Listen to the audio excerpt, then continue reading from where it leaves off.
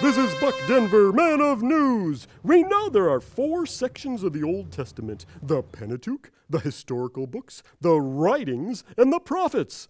But what happens in these sections? Let's start with the Pentateuch. The Pentateuch is the first 5 books of the Bible. Clive and Ian, can you name them? Genesis, Exodus, Leviticus, Numbers. Read a little every day before you slumber. Cap it all off with a trip through Deuteronomy. Deuteronomy. Very good.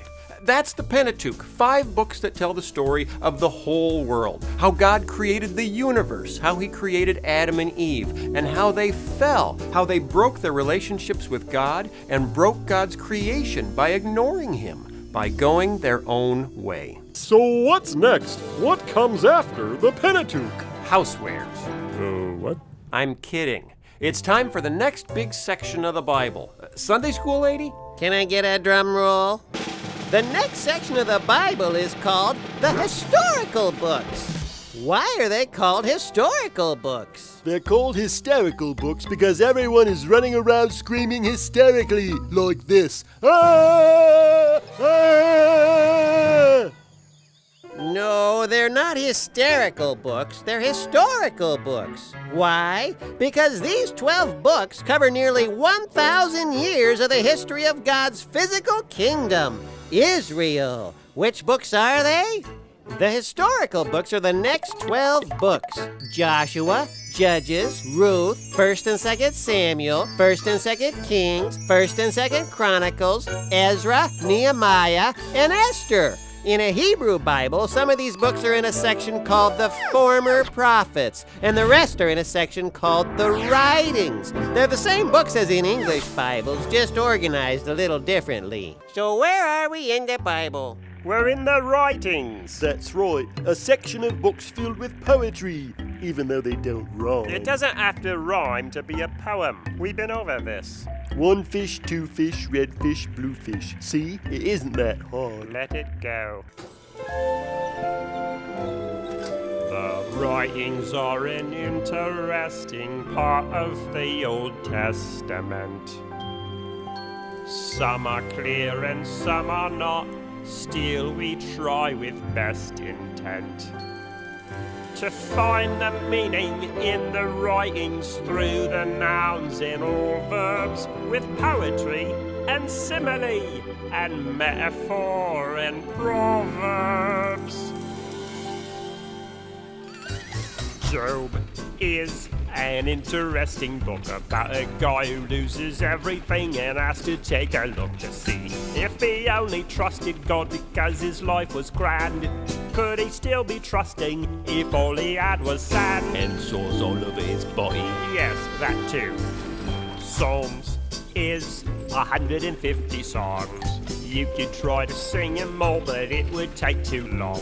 They'd write a psalm when they were glad or when they'd been invaded, and nearly half of all the psalms were written by King David. He must have been very busy. Indeed.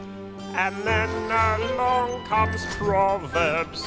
A book that's full of proverbs Short little sayings that make us wise. and teach us how to live our lives. What's cool is that a lot of them Were written by King Solomon.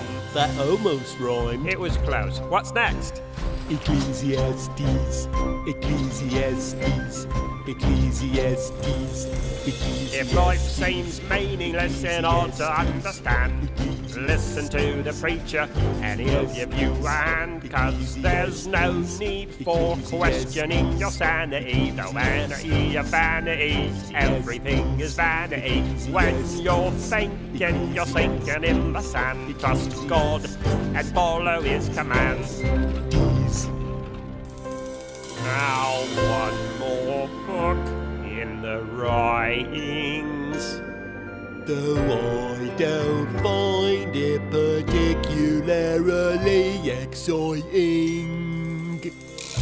Song of Solomon. Mushy, mushy, mushy. celebrating love between a man and a woman engaged to be married. Saying silly things like, my dear, you've got goats in your hair. He doesn't seem very wise. Perhaps you'll like it when you're older. No, I don't think so.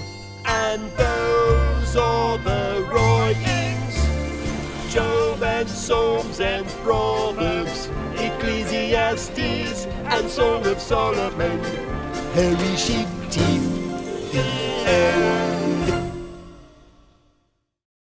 The next section of the Old Testament is called the Prophets, and some of the books are very, very short. Okay, well, we better get started. Sunday school lady, what is a prophet? I got this one. Being a pirate can be very profitable. That's the wrong kind of profit. You're talking about profit, spelled P-R-O-F-I-T.